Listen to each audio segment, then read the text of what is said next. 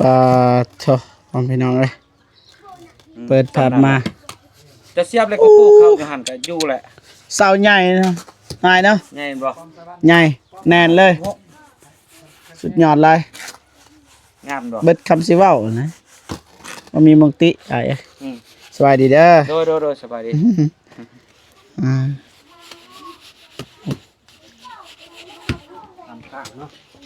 มื้อนี้มาคนเดียวเนาะ แม่น อ้ายเพิ่นไปไส ไอ้เราข้าวเวีย ได้บุญแอล แม่น ฮู้อยู่แต่ว่าถาม บุญแอลของน้องชายเรา โดย เราก็มาบ่ได้เพราะเป็นอ้ายเด้อ้ายกกสัมพ่อผู้ที่สอง ได้ ก็กุมอยากงานอ้ายบ่ได้ไปมัน สบายดีเด้อบ่มิกเด้อ สบายดีเด้อ สบายดีเด้อบ่สาย สบายดีเด้อ เด้อพี่น้องบ่ได้ไปถ่ายคลิปเมื่อวานบ่ได้ไปบ่มีรถพี่น้องมื้อนี้เบาตูนมาครับ บ้านนี้วะ ก็เลยได้ไปเลยบ่ได้ไปซอยผู้ซอยคนพี่น้องเอ้ยเงินอ้ายเคนนี่ก็ยังอยู่นำบ่เจ็บนี่ได้น้องน้ำฝนก็ไม่ก็ยังท่าอ้ายเพิ่นอยู่อ้ายโตวคนเดียว เย็น โดย จะได้ก็เอาใหม่ไปก่อนบ่ได้เฮ็ดก็คือเก่า คันว่านี่อันนะสร้างเอิ้นเฮ็ดก็โอเคบ่เป็นหยังคัน บ่ ว่า แล้ว ราคา บ่แล้วก็เทินในนัดกันนั่น โด เด้ ยบ่เป็นหยังคันว่าถ้าอายก็โอ้ขอบใจละลาย ได้ แหละ แล้วฮะ ก็คือเฮ็ดนี่แหละเนาะ นะ เอาอยากเฮ็ดให้มันเต็มที่แหละอยากเฮ็ดผู้ใดก็อยากซอยหมดล่ะนะ โดยบ่ตูนนี่จากซอย โดย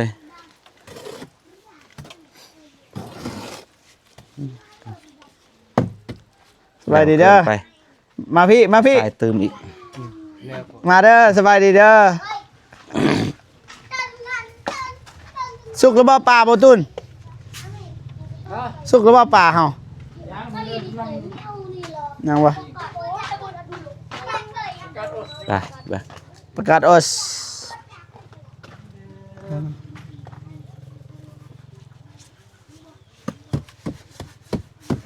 เพื่อนครัวน้องเดิมยังไง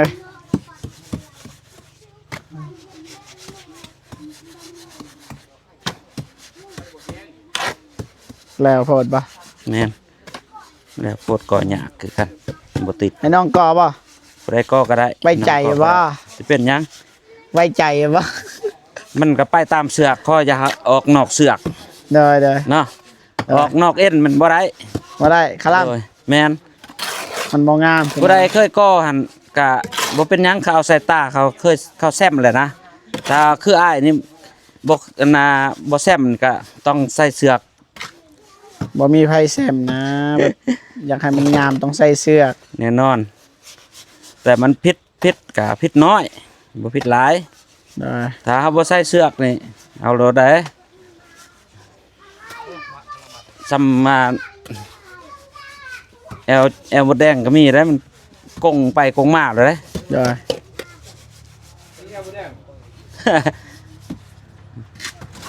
ต่อฮะโดนต่อ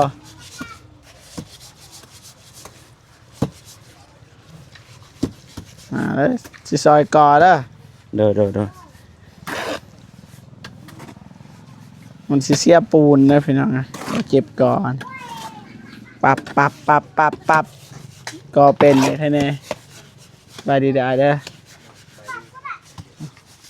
CEO บ่เห็นน่ะเนาะผู้หนึ่งบ่มีเนาะ ผู้ใด บ่มาบ่ผู้หนึ่ง ไอ้ตุ้ยป่ะ บ่ได้ บ่ มาเราค่าเวียก สิกอเองเอาเอ้ย บ่ใหญ่ไปได้เนาะ บ่ตุนมานี่เนี่ย ตัวใหญ่ใหญ่เติบเลย บ่ทรายมานี่ก็ได้หาเนี่ยเป็นมือกลองให้นี่เนาะ กดคือที่ใหญ่เด้ยังบ่เจ็บ เต้ย ลงมือ มาลง มือนี่นะเบิ่งกัน ลงมือไปเบิ่งตีเสียนผูกว่า พุ่นบ่ก่อแต่พุ่นบ่สิก่อแต่หัน ได้คือกันเท่าบ่าย มันได้แต่ว่ามันจุกันยาก แม่นไอ้คนบ่ถึกเนาะ แม่นคือกันกับเจ้าเอานาน้องชายสร้างครอบครัวนี่ พุ่นนะแบบยาว เออ คือเอาเพิ่นน่ะกำลัง เพราะว่าคันใดว่าสิจ้างเลยไปก่อน โอ้ยเมื่อ10อยู่แล้ว ติว่า ไปซอยนี่ เฮาติว่าคือบ่เป็นเฮ็ดเนี่ยที่จริงมันเป็นแต่น้อยเพิ่นแหละก่อน ปิดตังเนาะ อืมแต่ว่าเฮาบ่อยากเว้าซื่อว่าเฮาเป็นจังได๋บ่ตุนสิใส่เวียกพี่น้องเอ้ย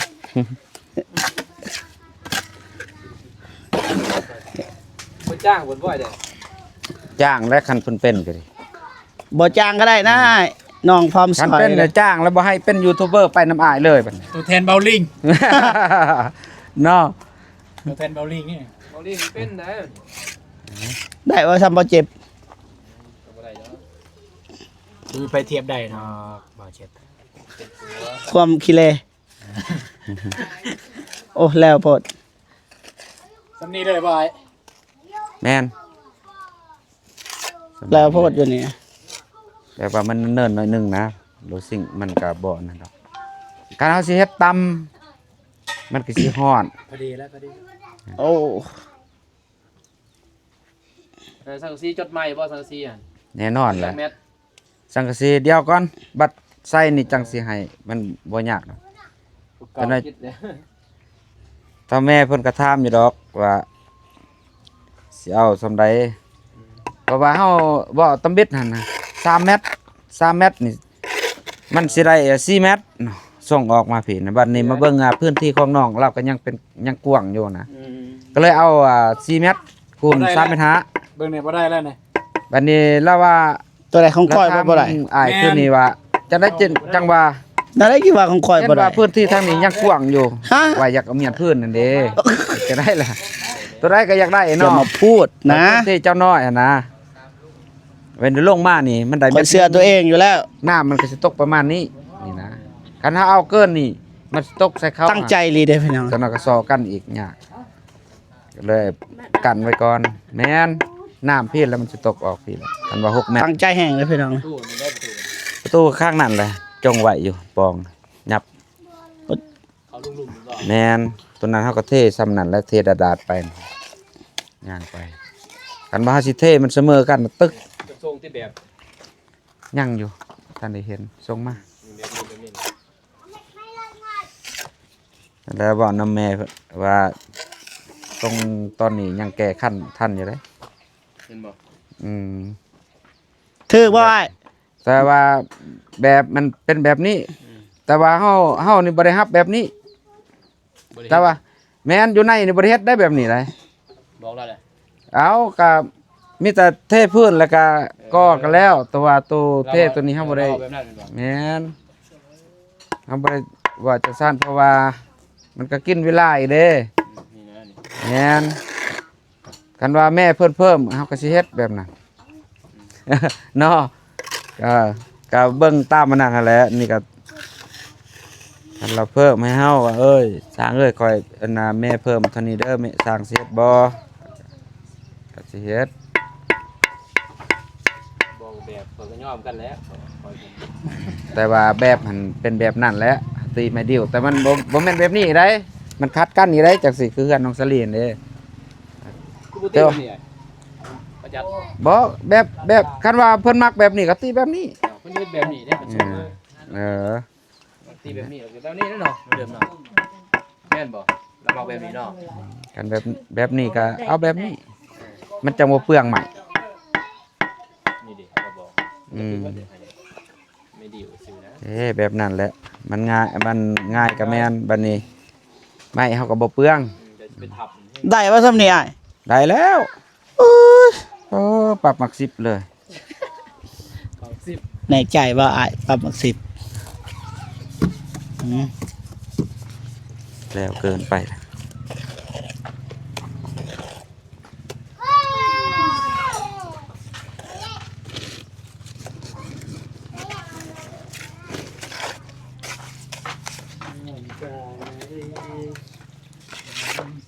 ไปบ่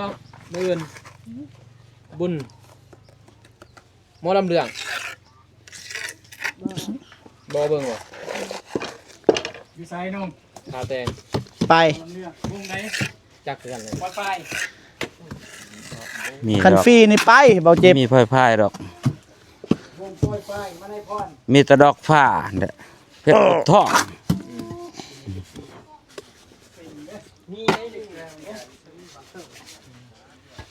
ตัวนั้นก็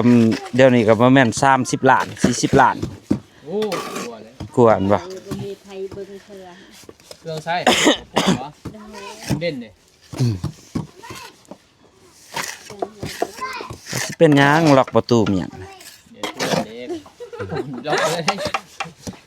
โอ้แม่นแล้ว อยู่กลางมันยันล็อกกับเป็นใส่กระแจนะเด็กเจ๊พูดไม่ยอมเลยโอ้ซื้อไปซื้อแล้วบอกเจ๊เวียน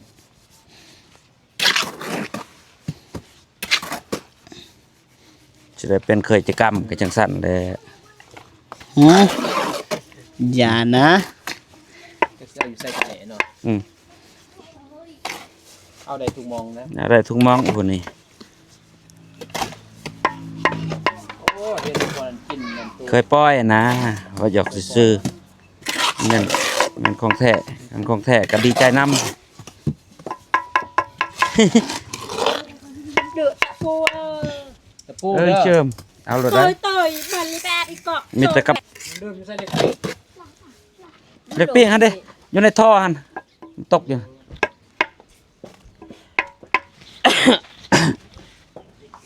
บ่มั่นใจใส่เพียงย่าน เก่งเกินเนาะบ่ต้องใส่เพียกบ่ บ่ย่านแบบว่าบ่งามน้ำหมูเห็นคันบ่ใส่เพียกนี่โอ้บ่แม่น คือ ย้อ ว่าน โอ้ยบ่คักนะใส่เพียกมันซื้อบ่คักบ่ได้มันใจก็บ่มันใจยังมันใจยำคน บ่เจ็บให้เป็นเนี่ยบ่เจ็บเลย เชิญเจ้า บ่ยากอ่ะต้นเด้ไอ้บ่เจ็บเลยเด้อเจ้า แน่นอนแล้วแต่ ก่อปลาสิบ เออ ฮะยาขอภาษิตให้ภาษาวซะ แล้วมันแล้วเด้อเดี๋ยวเห็นเนาะปลาสาว แล้วหรือเปล่า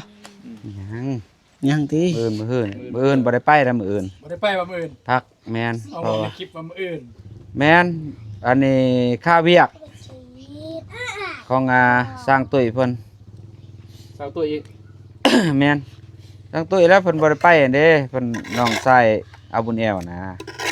2 มื้อ สองมื้อพุ่นแหล้วมื้อนี้ตั้งแม่นมื้ออื่นสรุปเด้ สรุปมาจากแอล สรุปว่าแอล2แอลหั่นแหล้วปะทะกันน่ะนะ แอลเมียแอลพัวเนาะ แอลหมอลำซิ่ง มันโคมถึงไปอีกคัก แม่น ไปเดียวบ่คือไปเดียวบ่คัก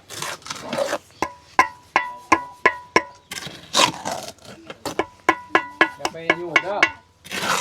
ก็เรียกเบิ่งอยู่ดีเนาะ เจ้าไดซุมเจ้าบ่มาเขาบ่ได้บ่เบิ่งเนี่ยเหรอ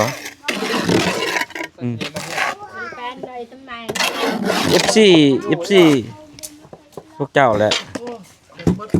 เอาบ่ค่อยมาเงียบเงา แม่น ให้อานุ่งนั่นแหละ ปิ่งป้าก็บ่เป็น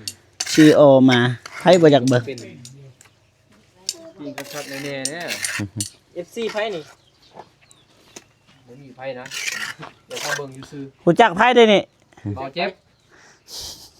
รู้จักสเบาเจ็บ อ่า บ้านใดเมืองใดก็ FC บ่เจ็บบ่ซื้อขนมให้ เว้าแม่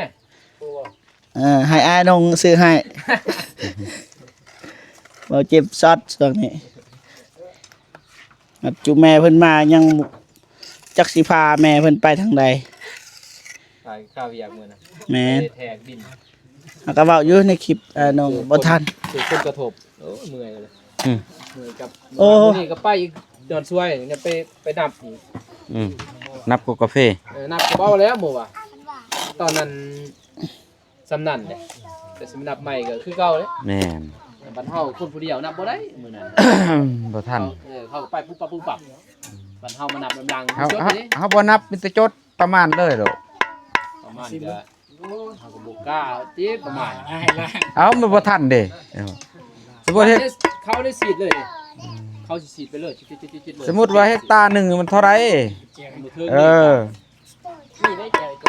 นี่ประการนึงกับห่วย6,000หมดเลย นั่นแหละ ถึงตาสิเอาเท่าไหร่ โอ้ถึกบทกระทบดีแต่ว่า ดีบ่ดีแล้ว ดีอยู่ไผบ่ไหม้เฮือนไม่ซ่านเขาผลกระทบ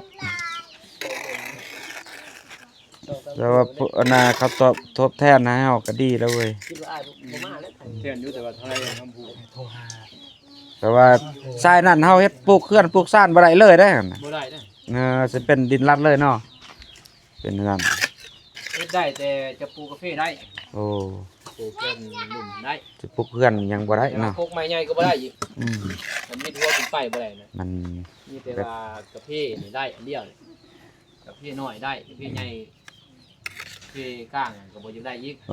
ขอแต่ว่าบ่ให้มันสูงนะ นี่ระดับ3เมตร4เมตรเพิ่นได้นี่ ทำนี่ก็บ่ยังได้อีกเดี๋ยวมันยังดูดนั่นน่ะ แม่น ไฟแห้งสูงบ่ สูง ให้สูงได้แต่กาแฟน้อยได้ปลูกได้ตัดที่หม้อได้ ออกที่น้ำคุ พวกไม้ตัดที่มัดก็ไม้ เกะกะเจ้า ว่าเจ้ามักเว้าเกะกะ ที่จริงแล้วมันบ่ได้คิดหยังเลยแต่ว่าอยากเว้า หันแหล้ว กับเบาตูนจะเอาคำนั้นมาใส่เกะกะหมุดมัด ตัวมาพุ่งนี่ให้เบาตูนน่ะหิ้วเข่านะเบิ่ง ไหนนะ แม่นมะฮุ่งสุก ปลาสิ ตำมะฮุ่งสุก ตั้งแล้วก็ปิ้งป้ายเพื่อนนี่ เบิดแล้วเข้า เข่าหมดเลย หมดแล้ว กินปลาสิ เบามิก ยังบ่ทันได้โห ตั้งก็หมดเบามิกเข่าหมดเลยจ้ะ บ่มีกินบ่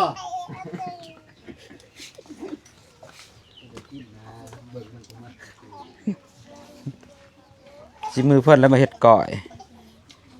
เปิดป้านี่เหรอ แม่น ป้านี่นี่ แม่น เดินปักเดิ ปลาน กระเดิด เก็บเซย เบิดได้บ่ป่าอยู่น้อง โอ้ย ไอ้ มาเฟีย เบิดได้บ่ป่าอยู่น้องไอ้ โว้ยสำนองกินหันบ่หมด เฮ้ยซังสอนเอาดิ มอง ใส่เอาข้าวเบียร์จนขันกดปลาลายเนาะ พอได้กิน ปลาหนวดลาย ปลากระเดิดบ่ นี่นี่แหละตัวปลาคิง ปลาหนวดลาย ปลานวดลายกล้วยกระเฮงปลาคอบ่มีบ่ปลาคอ มีอยู่เอาบ่ได้มัน เสียนอันเสียน อืมเสียนก็ยอมเลย น้อม นี่ ยอมแล้วมันบ่มันบ่สวบ จังไม่ยำมึงแดงไปตอนมันแดดมันบ่ออก อยู่นี่ไอ้ หืม ไอ้นี่ก่อนนะอยู่นี่นี่ไอ้เอ้ยเสียนนี่เบิ่งใส่หน้าน้องนี่ลาป่า ลาป่า แมน ลาผู้หญิงหันแม่นจ้ะ บ่แมนบ่ผิดแล้ว ลาคาล่มนะบ่แม่นลาผู้หญิงก็บ่ว่าดอกลาคาล่ม เขาลมก็บ่ใส่ บ่ใส่ ว้า ใส่แต่ความหล่อ ความดีนี่แหละ ไปส่งแม่คนหอด ความ ใส่ ดี เออ คิวรถทาแต่งกับเบาตูนนั่นนะแต่ว่า ว่าผิดขอโทษเด้อเพราะว่าหยอกน้องอะนะบ่หยอกก็บ่ได้หัวเลย แม่นอืม หัวแบบโจรอีกเลย หัวเด้ พอดีป่ะไอ้ นี่ได้ พอดีป่ะ โอ้ ยาตินาเบาตูนอาย ใส่เลยยับเสร็จอันทางเสานี่ก่อนบ่ทางนั้นฮะ ทางนี้ป่ะ เออทางเสาโอ้ขอโทษไอ้ จังซั่นบัดนี้ตัวนี้เฮาเสริมเอาก็ได้ทางเสามัน เป็นด้วยเนาะ เล็บ เบาเจ็บ เทเลยกี่หมอก แม่นกันเพิ่นยะวางแต่ฝุ่นลายๆหั่นพอดีเป๊ะนี่ก็เตะคือกัน ยังบ่เปะบ่นี่ พอดี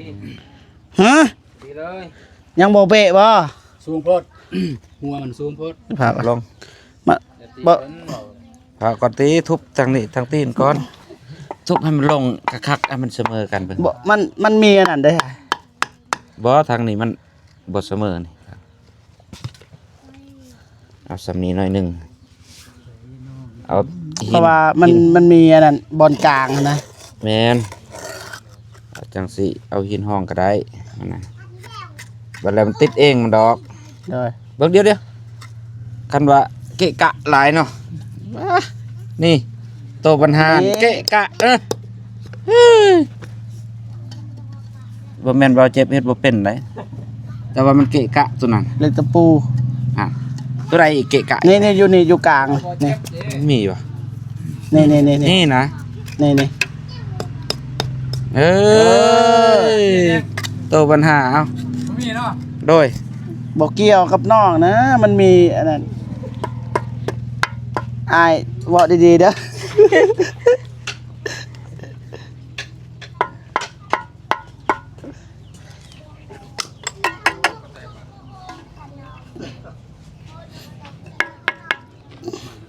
มันเรือน้อยหนึ่งได้ปะ เลือกไปใส่ นี่เอาตามเสือกป่ะ แม่ เอาเบา ตอกตีนเขาอีก พอดีละ เออตัวนี้เงียงอยากเงียงนิดหนึงตอกครับ แปลงใส่กัน สิ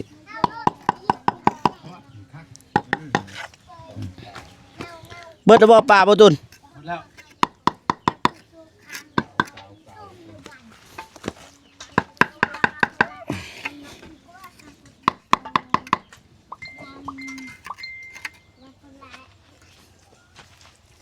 แบบนี้นี่ งาน เต็ม เป็น นี่จวดนี่แบบนี้จวดนี่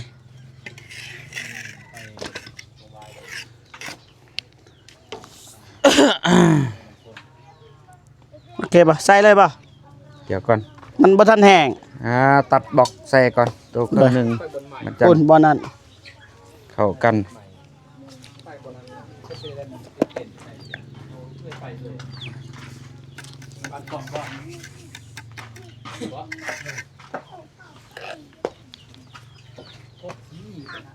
นี่นี่แต่ว่าส่วนยาก บ้านเกาะบ้านทุ่ง ต้องไปแล้วมือนั่นแต่ถ้าซาลานี้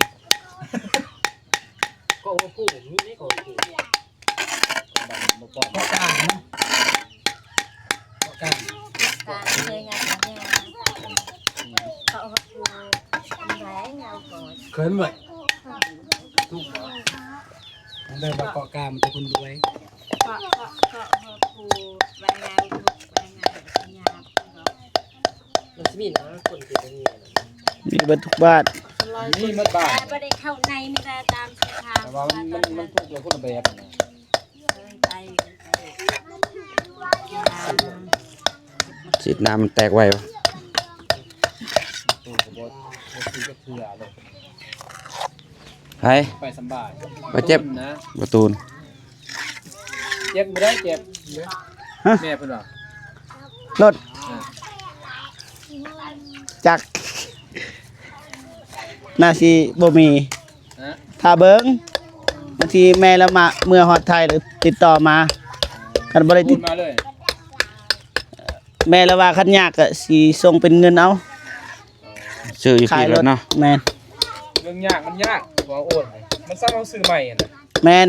เฮาสิได้เปลืองอีกเพราะว่าแม่เพิ่นก็เสียรถเฮาก็เปลืองเงินน่ะนะ โอ้ลายเลย แม่นคันเราส่งเงินมาให้ก็ เพราะว่ามันทุกซาทางบ่เตียงกัน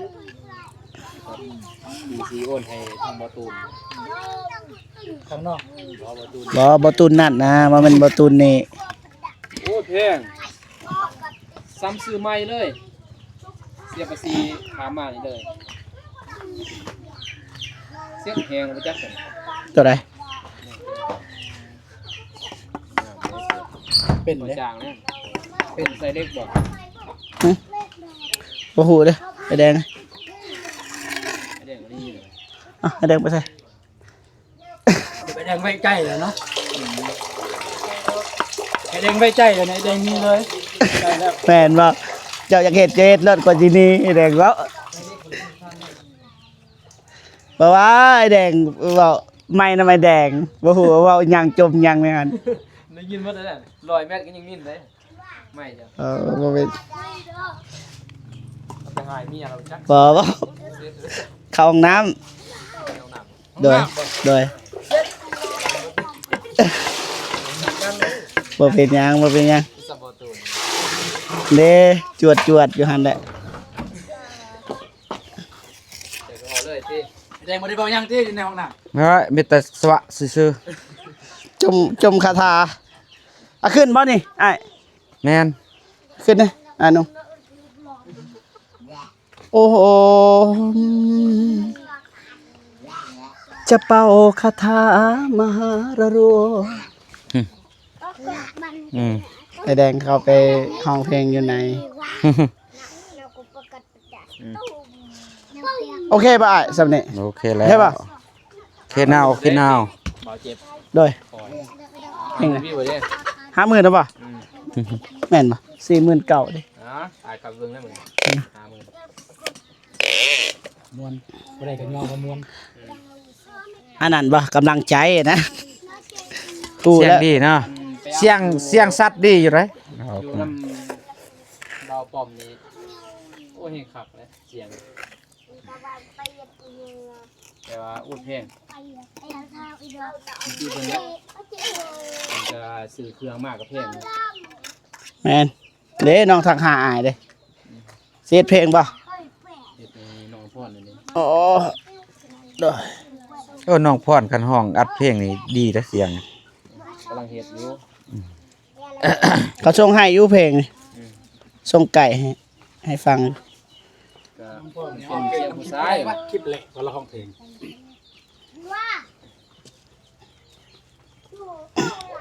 ไปแก้ไม้อีกบ่ได้ ตัวใด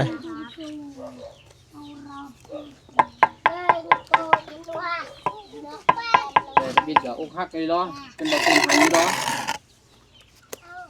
แต่งบิดก็เป็นอกหักหายแต่ให้ว่ากันเลย แต่งศาลา เอา อ้ายบ่มีปัญญาไปขอ ยิงไม้ยังยิงได้มันจริงเลยพี่ก็ลงซองบางที่ลงซองเบาเตียงซองยางนี่แหละใส่เบาเตียงพุ่นแหละ ลงสองมาเตี้ยมึง หน้าท้องน้อยของยายกา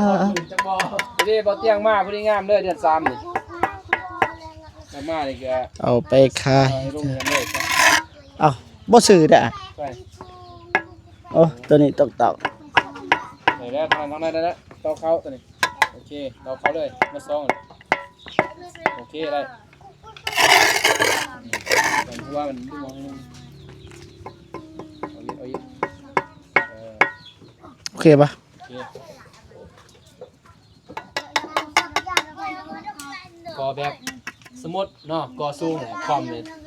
เจ๊ ก็แบบนี้บ่คันก็สูงหันมาข้ามขาดเลย ไอแดงแปลงเนี่ย ไปตูดมา ไอแดงแปลงเนี่ยคือบ่งามบ่ไปบ่มา ก็สำนี่แหล้วสำได้ละ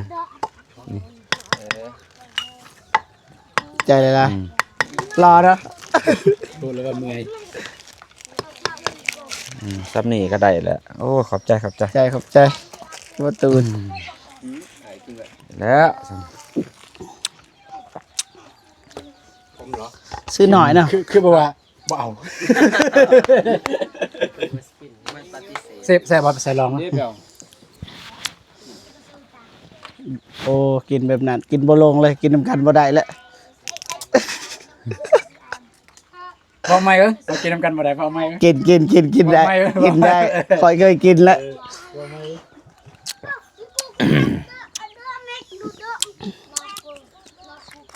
เผาดินเผาตอกมันย่านเจ้าเฮ็ดนี่นะคันตัวนั้นได้ตัวนั้นแม่น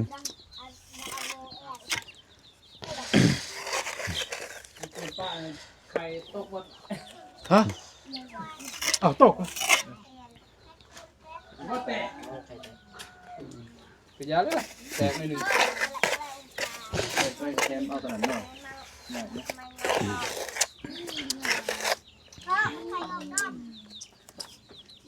อยนะป้านะ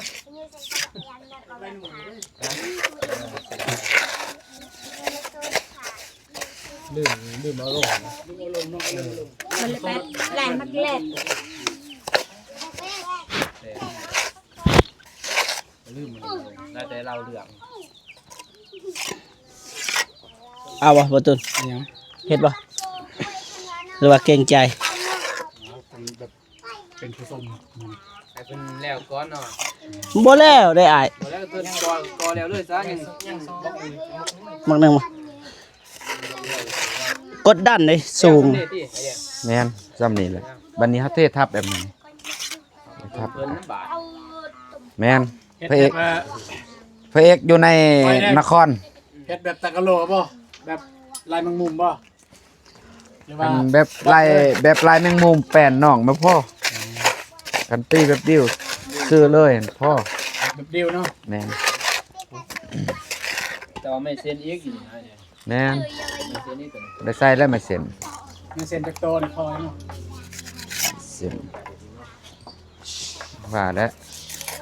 มาเซ็นสิบ่พอดอกเพื่อจะยัวหยังอีก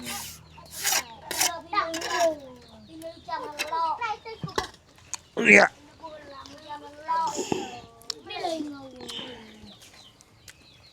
เป็นเลยเบาเจ็บเลย โอ้ยขนาดห้องเพลงเราก็ยังเป็น มันยัง สำนีเนาะ ดีใจเลยที่ได้ยินคำนี้ เลยนะเมื่อวานมาซื้อนี่พังเพลงเพิ่นวัดมือ แม่นบ่อย อ่า โอ้ บ่ได้เป็นหยังเด้บ่มีลิขสิทธิ์ เปิดก็ได้แต่มันบ่ม่วน อ่าน้อง ทีม เด้อง านเฮา จั พากันย่อ เฮาลงมา ไผกันย่อ โอ้โห มาเลยน้องเด้อ เออ ลงมาเลย เพิ่นยังทายอยู่ เจ็บ อายนะจะเฮ็ดจังซั่นนะ หมดบ่มีลิขสิทธิ์ เพราะบ่เปิด สิดัง อืม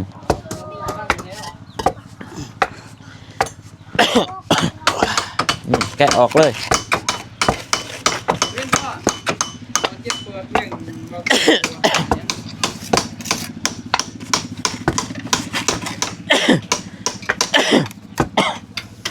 ปีนั้นอยู่วัดโฮเซ่พากันไปตั้มเมดบ้านนั่นแหละ ตั้มกุฏิมันหัวแจก วันสิเท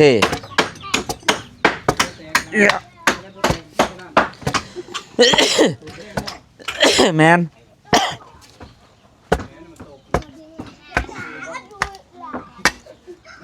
นอกเป็นใหญ่รถเด้อ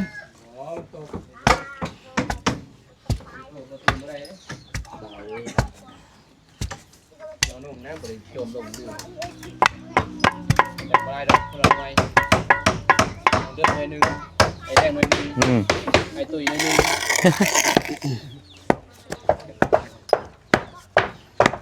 บ้ากันยังแต่อยู่หน้ามา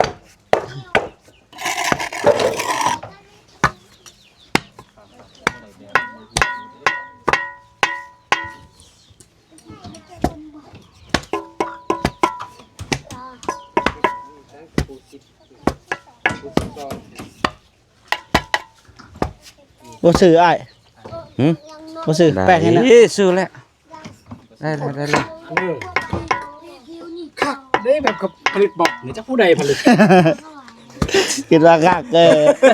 คิดว่าคักบ่ดีก่อ ตั้งใจฟังคักแน่เนาะ แม่น ว่าเอาไปสั่งใหม่โอ้ บ่ได้เลย บ่แม่นและ กำลังตั้งใจวะ ตั้งใจฟังคักแน่ว่าบ่เจ็บสิเฮ็ดคักปานนะว่าบอกเขาอีก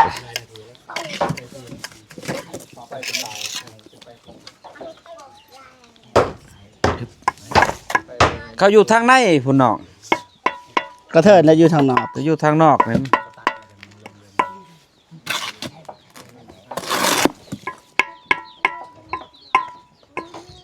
เนี่ยนี่บ่อยากซื้อปานใดคันเฮ็ดคือน้องก็วังยานซื้อขามเพียก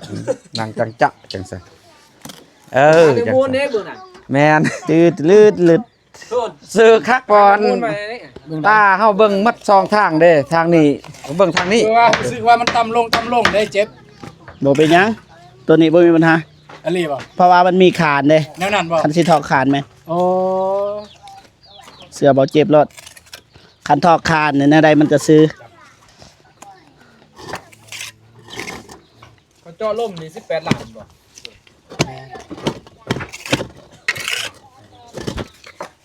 ดินบอกมา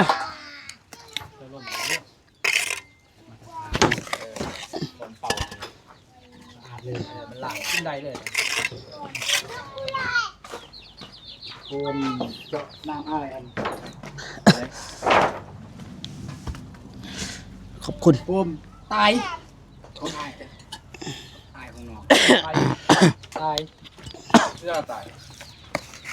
ได้มื้อนั้นบ่ได้รับมาแป้งได้เลยโปมมันนี่แนวลองโปมก็บ่ได้โดน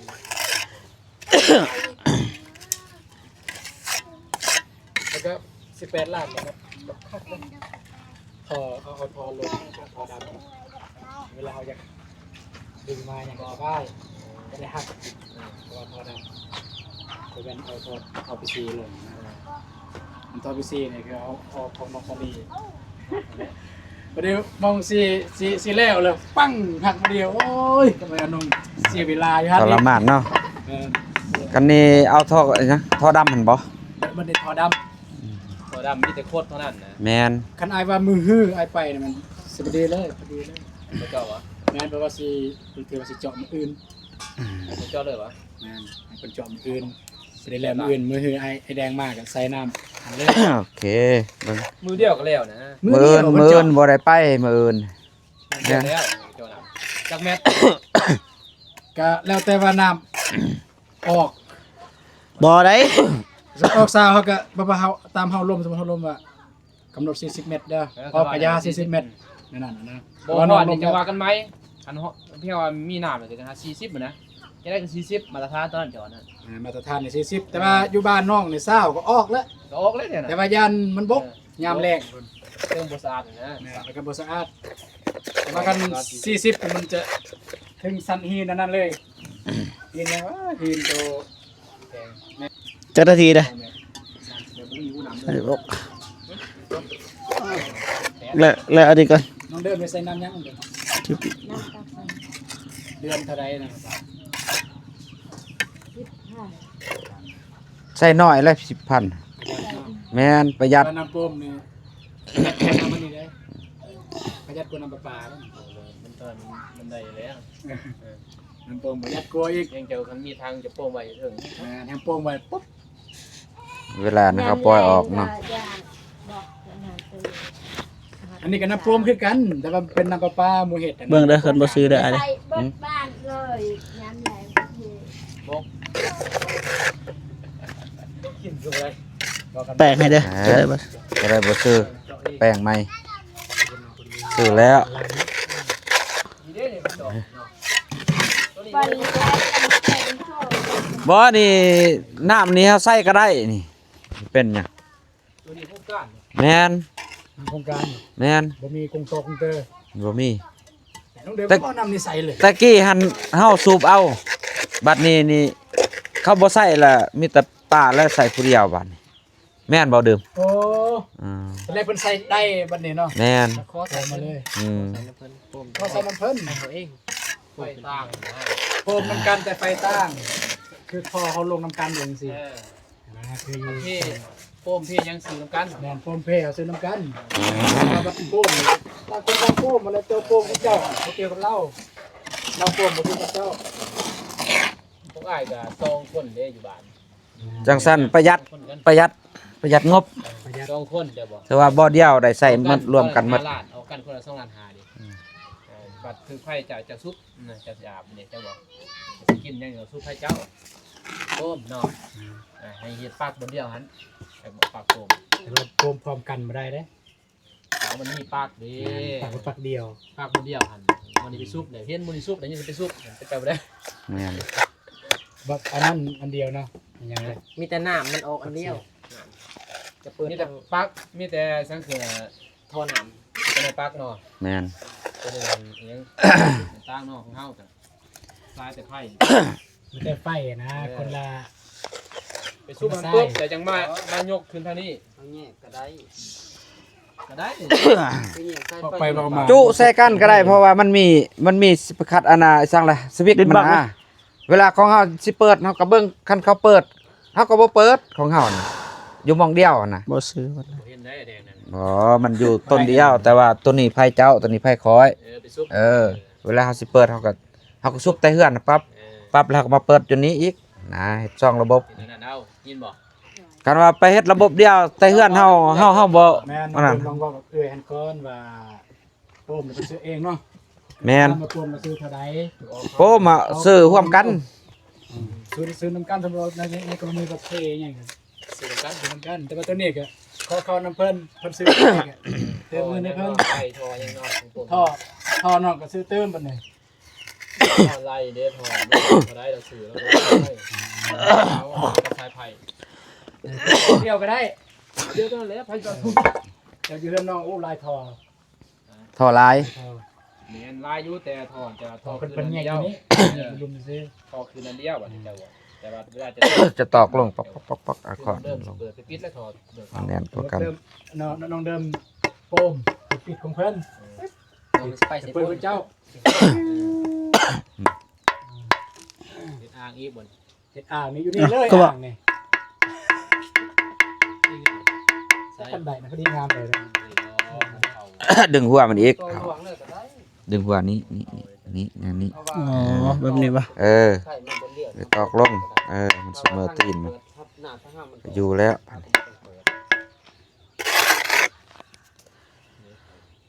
พอดี เอาแบบทอด